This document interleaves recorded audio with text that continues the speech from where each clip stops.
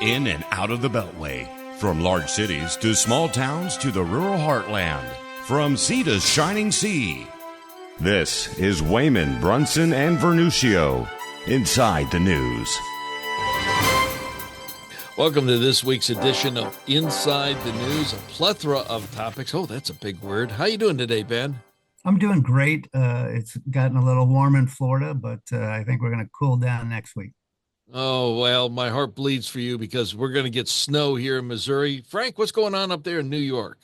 Oh, here in freezing New York, Governor Hochul has decided she's going to raise property taxes if President Trump decides to abolish the Department of Education, as if a Democrat ever needed an excuse to raise taxes. Wait. That's the reason why. I'll tell you what, we'll dig into that right now because the Dems are totally losing it over all these Trump's executive orders. And Frank, you open the door, go. So a new president comes in and decides to do what any CEO would do with a company that's losing money like crazy, what any head of a family would do if you're spending over budget. Let's take a look at where all these dollars are going. And the Democrats have gone crazy. Simply looking under the hood of this rolling disaster has incensed Democrats to do crazy things, like they always do. Whether showing up at the Department of Education, Maxine Waters, crazy Aunt Maxie, trying to barge in, the Democrats claiming that Trump is a dictator because he wants to know where the money is being spent. The reality, though, is a lot darker and a lot deeper than just stupidity. The fact is, the Democratic Party has used federal programs like personal piggy banks to funnel, let's use the word actually in the legal sense, launder money into Democrat causes and Democrat campaigns. The entire attempt to look under the hood of this financial disaster is a threat to the way the Democrat Party does business. You know, the Democratic Party could almost be labeled a RICO organization when you stop and think about it, the way they launder money. Ben, this is an interesting question because they literally were knocking on the door of the National Education Association up in Washington, D.C., and, over Trump wanting to shut that down. Number one, have they actually educated anybody there? Because the money would be better spent at the states. But number two, where was the outrage 3 weeks ago when test scores of math and reading were down? There's no outrage from the Democrats saying, oh, this is terrible. We got to get better test scores. No. Do they really want the American people to be stupid? Yes. Yeah, that's an easy answer. Yes, because stupid people vote for the Democratic Party. So, that one's pretty easy. Look, I think we're in a constitutional crisis as far as I'm concerned.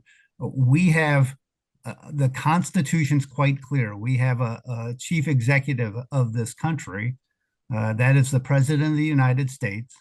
The president has executive authority over the executive branch. All of these agencies report to the president. They serve at the pleasure of the president. Right now, we have a judge who has decided that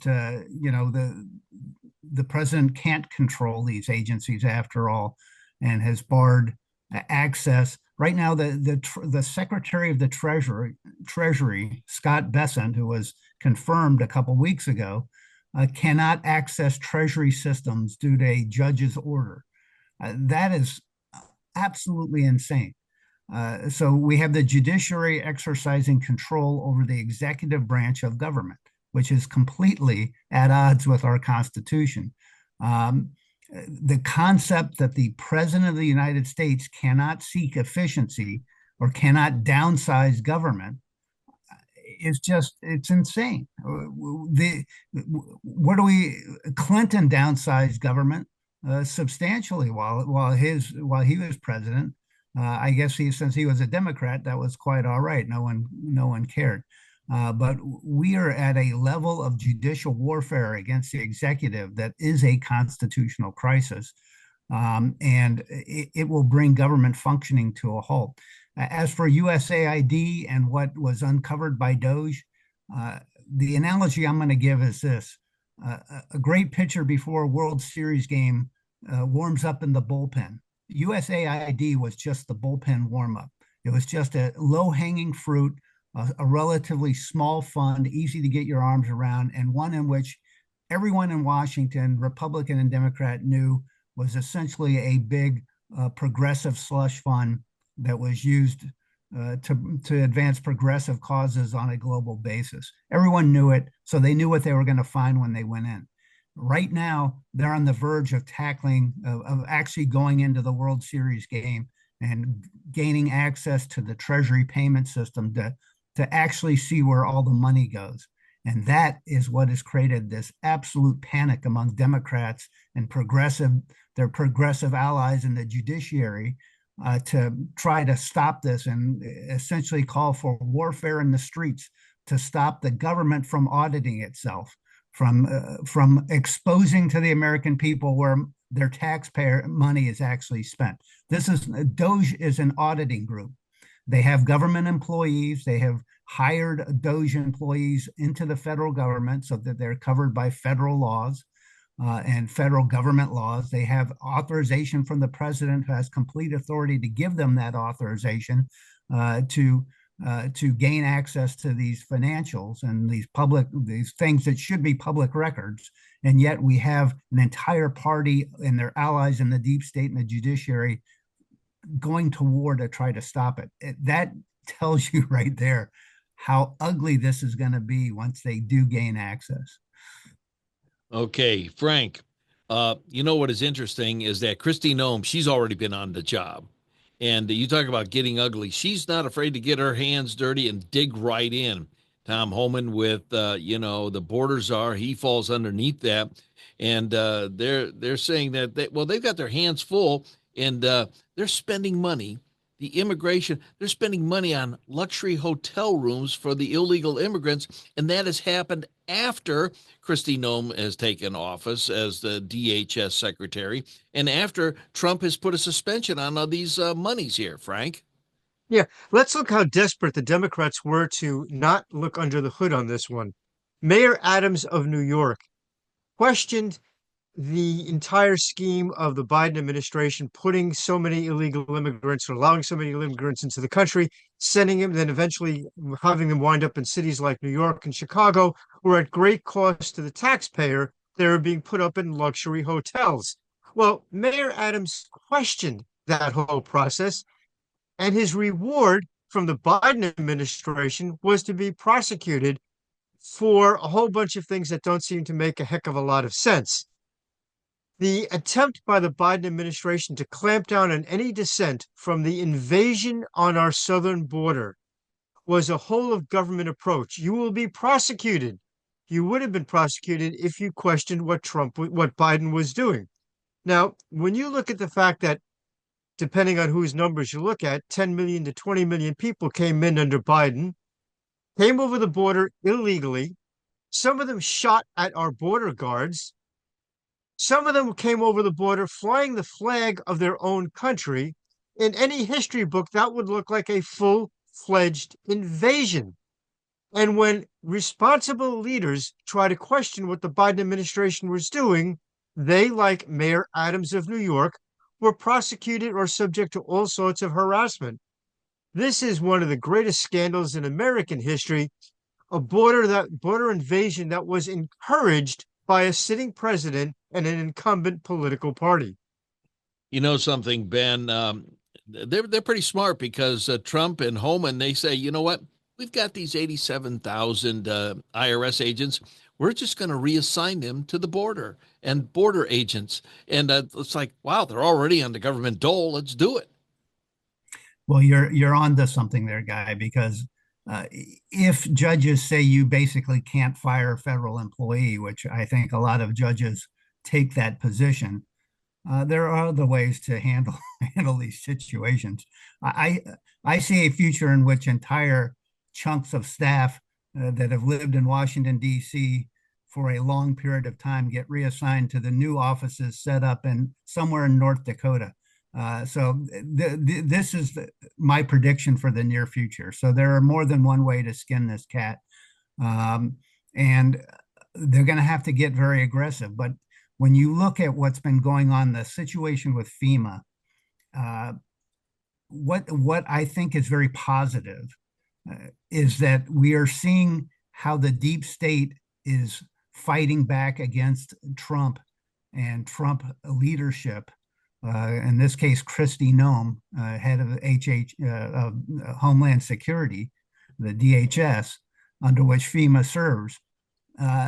In the first term, all this was going on all the time, but we really didn't see it. We didn't become aware of it. This complete disregard for Trump and his orders and his leadership of the country. It's encouraging to me that $59 million can be sent by FEMA against orders, and it actually comes to light fairly quickly. So we actually have a chance to go after that. The DOJ has already said they're going to go after and try to claw back that money. They're going to, I think, actually terminate some employees over this, which would be a great start. But this type of warfare is going to go on. On the contrast, on the positive side, and actually a return to federal government doing the right thing, we see that FEMA, which did nothing in the prior administration, as far as I can tell, FEMA employees, the entire culture was don't do anything, just collect a paycheck. Under Kristi Noem, you see a complete turnaround. More has been done in the last 2.5 weeks in North Carolina to actually address the issues and the damage and the destruction caused by Hurricane Helene than was done since Helene went through 3 months ago, over 3 months ago now. So nothing has become intense action. You have the U.S. Army Corps of Engineers actually in there with heavy equipment, cleaning up things, rebuilding, repairing. There's an actual focus on timelines, getting cases resolved, getting people the type of aid they need to be able to live and survive, as opposed to sending out $750 checks to people and saying, there's your government support, call us again in a year. So it's a complete turnaround. That's the positive. On the other hand, we know that the deep state will continue to operate, and it's just a case of really cleaning this out. And again, the positive takeaway here is that you're seeing it quickly and you realize what's going on now as opposed to the first term. And we are actually going to be fighting to correct that as an administration. Frank, something that comes to mind is that Trump in this second term, Trump number 47, number one, he's calmer in the way that he's doing things. He still might be spontaneous, but it is a different Trump. But he is appointing in the cabinet positions competency. This is competency, and the Democrats don't like competency because they're incompetent people, Frank. Well, I don't know it's a question of incompetence or corruption. Look, we've known for a long time that most government programs are basically laundering facilities to get money to the Democratic Party. This isn't anything new. Let's go back to the Obama administration. The money that was spent, and this was similar in the Biden administration, for example, green programs basically were ways to funnel money to Democrat donors who in return would give more money to the Democrat Party. We're seeing this with USAID, with a lot of their programs as well. The use of the facilities and the tax dollars of the federal government to aid Democratic Party causes and candidates has been the biggest scandal that we've seen in both of those administrations, and we're starting to attack back on it. Now, Democrat sympathetic judges are going to try to stop Trump every way possible. But the fact is, that's only going to slow it down, because those inappropriate actions by Democrat judges, particularly those in the Ninth Circuit, are going to be coming up for review in the United States Supreme Court, which will reverse those Ninth Circuit decisions. And the president will be able to get along and do what he wants to do in terms of ending this roundtable of corruption. The only problem is timing. You have to keep in mind the timing of 2 years. There'll be another election in 2 years where the Democrats hope to retake Congress. Their entire strategy is to retard the actions of the Trump administration so that they could say in the next election, in the 2026 election, hey, look, Trump promised all this stuff and he didn't accomplish it. So therefore, vote for Ross. He broke his promise. That's what their whole strategy is. So timing is the essence of everything here. Well, I'll tell you what, timing forbids us from going a little bit further. Boy, way to set that up, Frank, perfectly. But we've got a lot more to come. Javier Milei, I think it's Milei or Millie. What is that? How did we pronounce that, Ben? Malay. Malay. Oh, I was right the first time. Tariffs, Gaza. I'll tell you what, is all hell going to break loose? Well, we're going to find out because it's coming up this very weekend as we're talking here. Pam Bondi, what a great attorney. Well, you know what? Stick with us for the whole hour because we've got so many topics here. We're going to try and get through all of them. This is Wehman, Brunson, and Vernuccio Inside the News. Stick with us. We'll be back. Welcome back to Inside the News. Frank Vernuccio, Ben Brunson, myself, Guy Wehman. We even fact check ourselves. And, you talk about those fact checkers. And at the beginning of the last segment, our economic wizard down there, Ben Brunson, what did you catch, Ben? We just Frank started with some numbers he'd transposed, but and what are the correct numbers? Can we stop?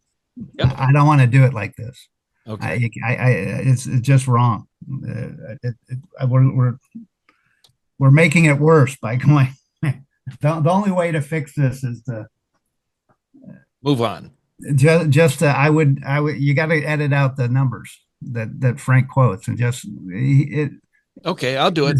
His discussion is correct. All right. It's just the numbers. Trying to bring it up it's tougher to try to fix it. That makes no sense to me. Okay, here we go. 3, 2, 1.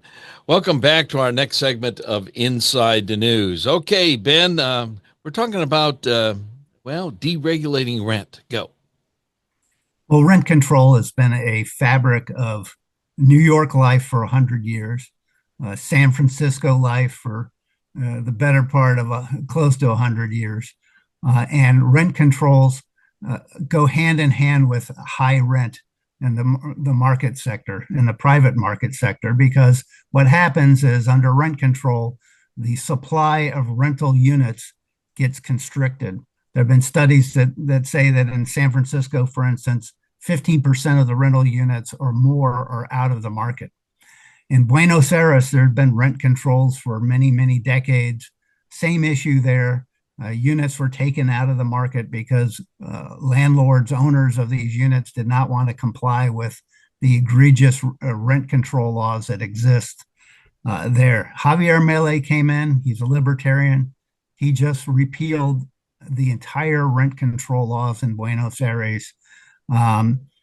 Just fell swoop one day, they were all gone. You're free to charge anything you want. Of course, every liberal will tell you the result of that is, well, rents are going to skyrocket and no one will be able to afford living in the city anymore. What's actually happened in Buenos Aires? Well, the supply of rental units has increased 170% since deregulation, and the real cost of renting has fallen 40%. So oddly enough, as always is the case, the private market, when you have free price discovery, free markets, you get the right outcome. You get a balance of supply and demand, and you have fair pricing instead of what comes about when you put price controls in place. If you're old like we are and you lived through the late 70s when Jimmy Carter put price controls on the production of oil in this country, and you live through the long lines and the shortages that were common. It's hard to imagine that now for anyone who was born after 1980, which is the vast majority of the country at this point. It's hard to imagine going to the gas station and getting in a line that lasts for an hour or more before you can add 10 gallons to your gas tank. That was life in the 70s in the United States because of price control on gasoline. Price controls don't work. They don't work in the rental market. They don't work in any market. They just lead to vast distortions, which can destroy economies. And Javier Milei is showing the way. We have Argentina leading the way for the rest of the world of how to do it correctly. Just deregulate things and let the private market work things out, and you will get the right outcome. Okay, Frank, Javier Milei is becoming the Donald Trump of Argentina, basically. And I think he's going to make a lot of enemies in Latin America because his economy is going to actually boom and it's going to be great for the people of Argentina. South America has had enormous potential and continues to have enormous potential, which is retarded by the kind of governments that have gone, whether it's the Cordillera system in parts of the continent, or whether it is the socialist impulse on the part of so many countries. You need look no further than Venezuela, a nation awash in a sea of oil. It should be a paradise on earth to live in Venezuela, but the socialist policies adopted by the government there have made it a hell on earth. The odd thing is, those are the very policies that the Democrats and socialists in the United States want to impose on our system. Makes no sense whatsoever. Okay, we've got another red line in the sand here, Ben. And, some of the hostages were released, and the condition of these three that were released to Israel, they were really bad, malnourishment and all. Well, maybe these remaining hostages are not really there. Maybe they're already dead, but Trump has put a red line in the sand for this weekend. Yeah, frankly, on one side, there have been more still living hostages than I expected. I expect a lot more of them to have been killed by now. On the other hand, these last three that were released looked like they had just walked out of Auschwitz. They were in horrible shape, thoroughly emaciated, and had been clearly ill-treated during their tenure as captives to Hamas. Never received Red Cross visits or anything else. Kept in dark tunnels for the time of captivity and starved. This has enraged the Israelis. It has enraged Netanyahu, who vows to destroy every last member of Hamas.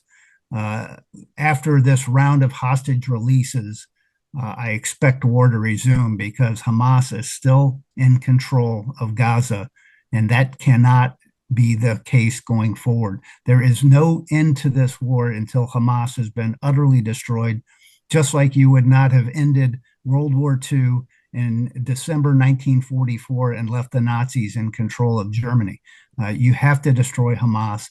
There is a bright future for Palestinians who live in Gaza if you take Hamas out. There are many models in the Middle East like Dubai, where you can look and see how great it can be done if it's done correctly with an open markets and tolerance and general air of freedom for the most part. And Gaza could be that in spades. It could be the gateway to Israel. But under Hamas, it will be nothing but a terror center. Frank Vernuccio. There are times when the heart overrules the head, and unfortunately, this has been the case with the hostages. Netanyahu is under intense political pressure from the left in his own country to get the hostages back safely and make that the first priority. The fact of the matter is, what Netanyahu should have said in the first place is what Donald Trump has said. If you do not release the hostages immediately, we will level you. Of course, the response by the world was that, well, you're going to be attacking civilians, you're going to have casualties in the civilian population in Gaza. But that resulted in the prolonging of this crisis and the continuation of it for ad infinitum. If Netanyahu had said, and if he had done in the beginning, we will level Gaza to the ground unless you release those hostages immediately, this crisis would have been long over. That's essentially what Donald Trump has said, and that's the only way to really resolve this crisis. And if you look at the area now, it is a demolition zone because it virtually is done. It's over with. And so it's got to be totally rebuilt. We're going to be back, and we've got a lot more to talk about. We've got Pam Bondi, tariffs, and, the Dems, they reveal themselves to the cabinet nomination hearings. They want to keep it going and going and going. The inevitable is going to happen. These guys are going to be in, and gals, and things are changing in this country. There's a whole brand new vibe. Stick with us. This is Wehman, Brunson, and Vernuccio Inside the News. We will be back. Well, welcome back to Inside the News. Ben Brunson, Frank Vernuccio. My name is Guy Wehman. We're going to get right to it here. Pam Bondi, she's going after the sanctuary cities. And Frank Vernuccio, Pam Bondi is going to be proven to be probably one of the best attorney generals this country's ever had. It looks that way. But the problem that the Trump administration is having, of course, is that the major population centers, New York, Los Angeles, Chicago, et cetera, are all run by Democrats, which means they're being run into the ground. They are basically ignoring what the will of the people expressed in the 2024 election. The Trump administration has no recourse but to try to challenge that. In New York, we've seen that Mayor Adams is basically trying to bring some common sense to the city. But then you have places like Chicago and Los Angeles where common sense is absolutely missing in action. Whatever measures that the administration at Washington has to take to try to impose some logic and some relief to the people of the major population centers is going to be warranted, no matter how strict it is. And if that means restricting funds so that it doesn't go into the coffers of cities like Chicago and Los Angeles and San Francisco and so forth, it's going to have to be done before any reform is going to happen in those cities. You know something, Frank, you mentioned something that the Democrats, are forgetting what happened in the election in November. Well, they've done that all the way along. Even if they've won the election, they didn't care if the people voted this way or that way. They just went on their own agenda, and that's why the deep state is so deep, Ben. Look, I think the Democratic Party is far from hitting rock bottom, and you don't really change until you hit rock bottom. So it seems to me, as far as I can tell, the party is doubling or tripling down on all of the same woke ideology that drove it into the ditch last time around. They turning to people like Ian Hogg or David Hogg, whatever his name is, to run the party going forward. And I think these are big mistakes that the party is engaged in. There's no clear leadership in the party right now. You'd be hard pressed to point to someone to say, "Oh, that person is the leader to be the presidential candidate in 4 years or 3 years from now." Is the timing that it will, you'll be determining who that leader is. So it's right around the corner, and yet. I don't know. I guess Gavin Newsom would be as close to being the front runner as anyone, and he would be disastrous for the Democratic Party. His record is that bad in California.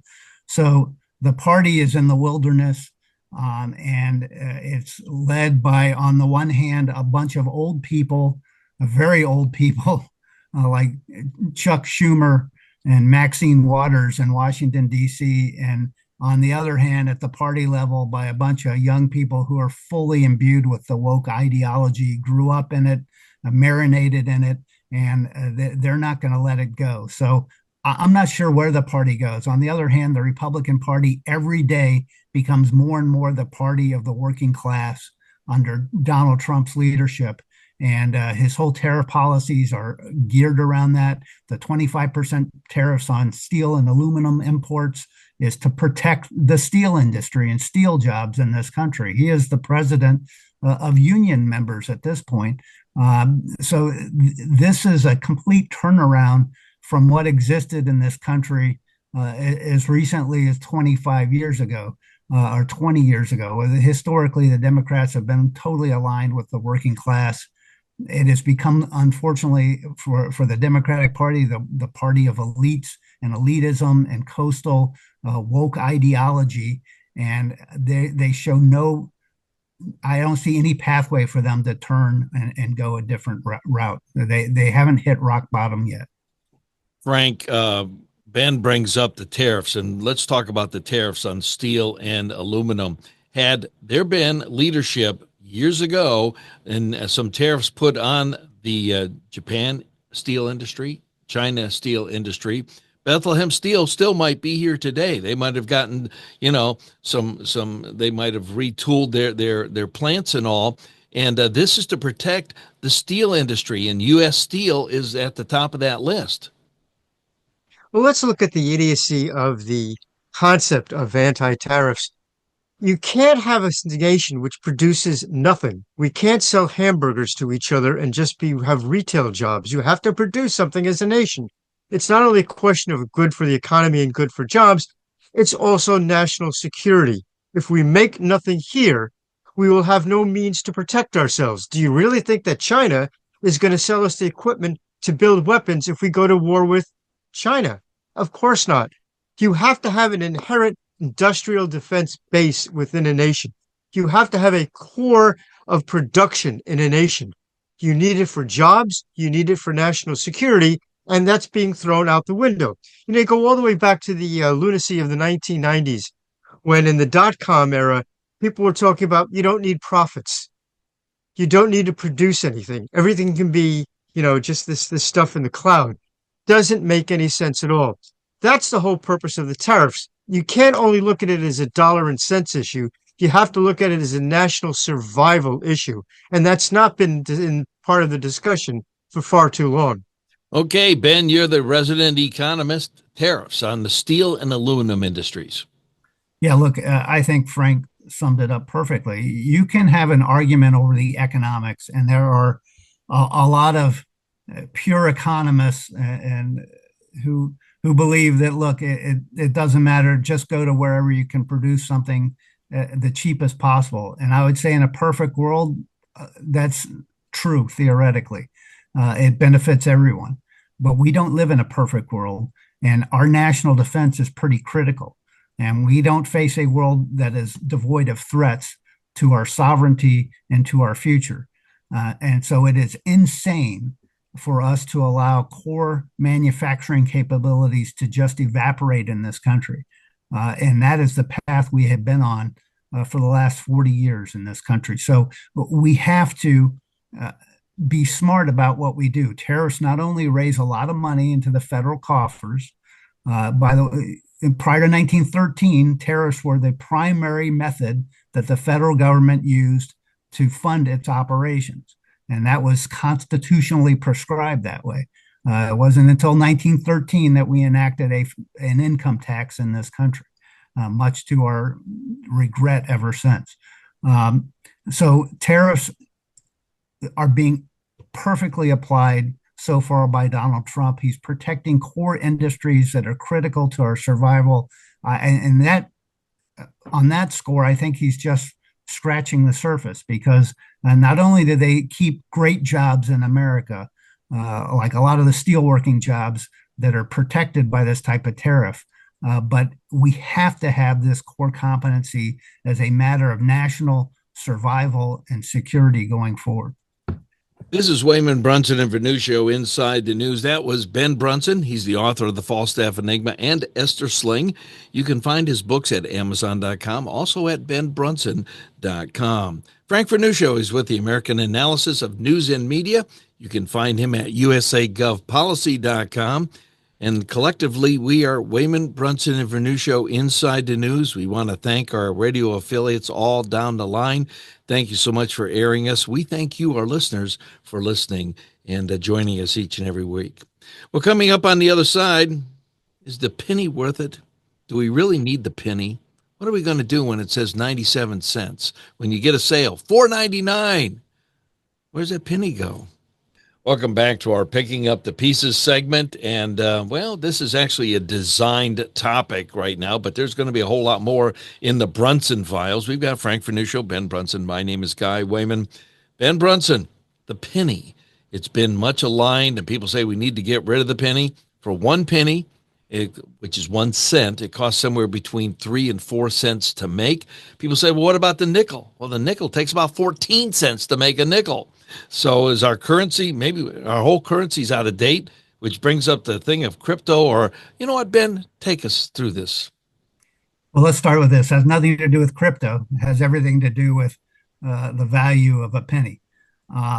Look, I'll just reveal my bias. In the early 80s, when I was an economics student, I wrote an editorial in the school paper calling for the abolishment of the penny. So I was 40 years ahead of Donald Trump on this one.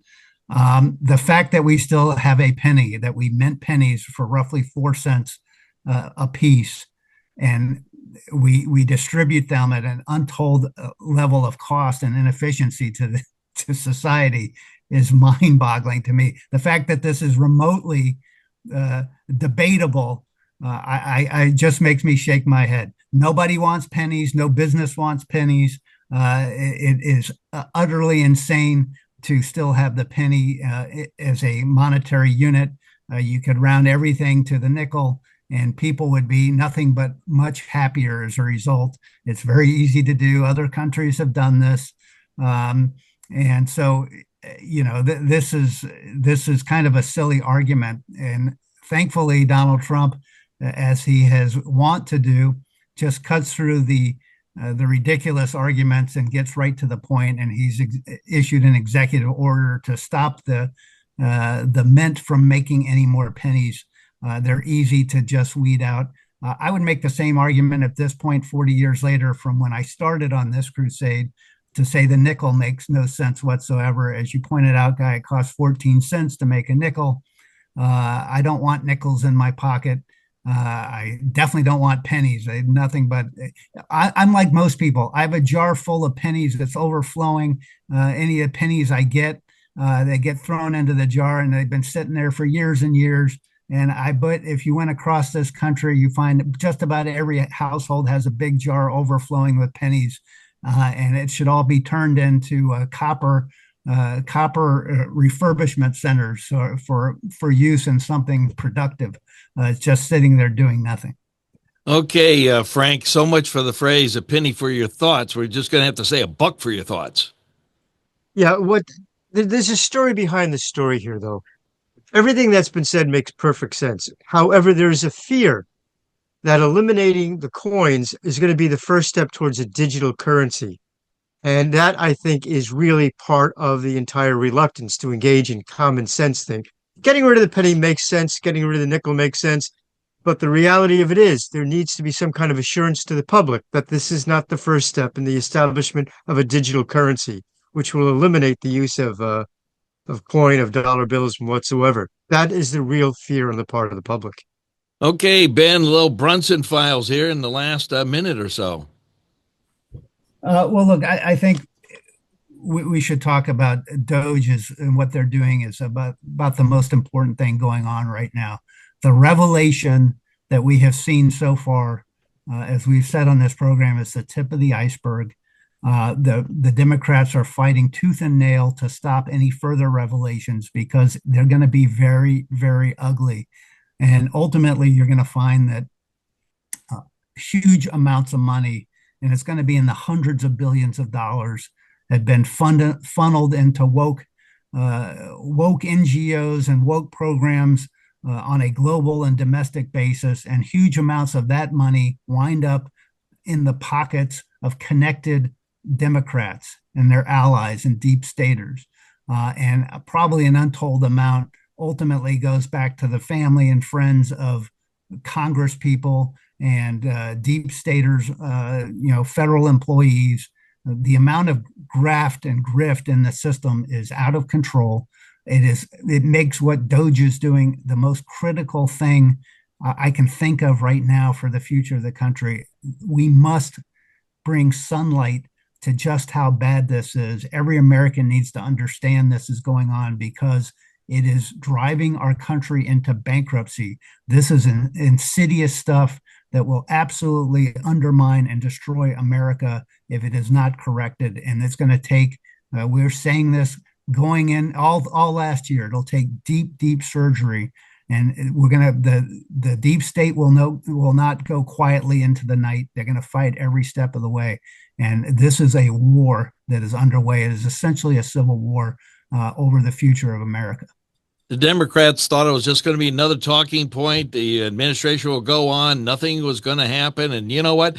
He was just going to do this, promises made, but he's not going to really do anything. They had no idea that within these last 3 weeks or so, the immense cuts that Trump is making, he says, I'm doing it. And people are loving him for that. I'll tell you what, we're going to wrap up the program, and the guys will have their hot button topics, and stick with us. It's going to be great. Welcome back to our last segment of Inside the News. We're going to do something, and we go inside the news. And there are 9 Supreme Court justices right now. They sit. And there are liberal ones, and there are conservative ones. There are ones that we consider maybe they should be a little bit more conservative, and then you just don't know what's going to happen on the left side of the coin here. But Frank, if we look down the road here a little bit, there are some possibilities because there's going to be at least one vacancy in Donald Trump's term. Your thoughts? Well, off air, we discussed the possibility of having Ron DeSantis, who's term limited as governor and who doesn't really have any other political avenue open to him, didn't run a great campaign for president, of appointing Ron DeSantis or nominating Ron DeSantis to be on the United States Supreme Court. He certainly has a law degree. He certainly has the moral fortitude to take over that position.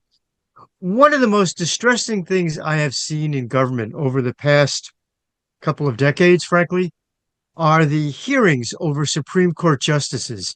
And we've had two that were appointed by Obama who basically refuted everything basic about the American Constitution. One of them said that she didn't know whether powers came from the government or the people. Others have questioned key elements of the Constitution and the Bill of Rights. We desperately need a United States Supreme Court that is both conversant in the Constitution and the Bill of Rights and willing to enforce the Constitution and the Bill of Rights. Certainly, Ron DeSantis would be a perfect choice in that case. You want someone that's willing to stand up and have the backbone to say, this is the right part and this is constitutional. Ben. Yeah, so let's give credit where it's due, because Guy came up with the idea of Ron DeSantis as a Supreme Court justice, and I think that's a spectacular idea. I think he'd be absolutely great on the Supreme Court. Look, Clarence Thomas is 76 years old. I fully anticipate that he would voluntarily retire to allow Donald Trump to replace him at some point during this administration of Donald Trump. So I remember Ruth Bader Ginsburg did not step down and assume that Hillary Clinton would be the one to replace her. And she kind of got that one all wrong for the liberal side of the Supreme Court. So as you stated, Guy, I think Donald Trump will have at least one appointment, and someone like DeSantis would be great. In fact, I would go further to say he'd make a great Chief Justice of the Supreme Court to replace Roberts in that role if that were to be a possibility. So, all power to him. He's a great man. He's done a great job for Florida, and he is a true leader. This is an outgrowth of a discussion because there are so many court cases happening now and challenges to the executive orders that ultimately they're going to end up with the Supremes, and it's just going to be interesting to see how everything comes down and if they follow the Constitution in the three branches of government: executive, judicial, and the legislative. Okay, hot button topics. Frank, go. An Episcopal pastor recently launched a political tirade from the pulpit at a service in which Donald Trump was present. It amazes me that so many Christian leaders, going from Pope Francis himself down to various Episcopal and Lutheran, various Protestant sects, are engaging in partisan political topics. If you go back to the foundation of Christianity, Jesus, during a time of political tumult, specifically and consistently avoided getting involved in the politics of the day. It's amazing that so many Christian leaders ignore the example of Christ and engage in partisan politics. Ben, your hot button topic. Yeah, I'm going to go a little afield and say that every now and then we get stories. It's periodic in the news of some space rock that's going to slam into Earth. Well, one has come along in which the odds have recently been risen by NASA to a 3% chance, which is pretty significant. Usually, it's a 1 in 10,000 chance or something like that. 3% is pretty meaningful. And this is a rock which is dubbed 2024 YR4. So it doesn't even have a name yet, but they're tracking it. It could hit Earth in 32, and it's estimated to be between 40 and 90 meters in size. Huge difference whether it's 40 or 90 meters. So they're using the James Webb telescope to try to ascertain exactly how big it is. But this is one that could be worth watching. and lots of discussion of technology, how to redirect those things when you have lots of advance notice. So this may be a real world case of that happening. Oh, another fascinating show. Thank you so much, Ben. Thank you, gentlemen. Thank you to our listeners. Thank you, Frank. Thanks to our listeners. See you again next week. And we want to thank you, our listeners, as well, and all of our radio affiliates on down the line. Join us again next week as we once again go inside the news. You're listening to Wehman, Brunson, and Vernuccio, Inside the News.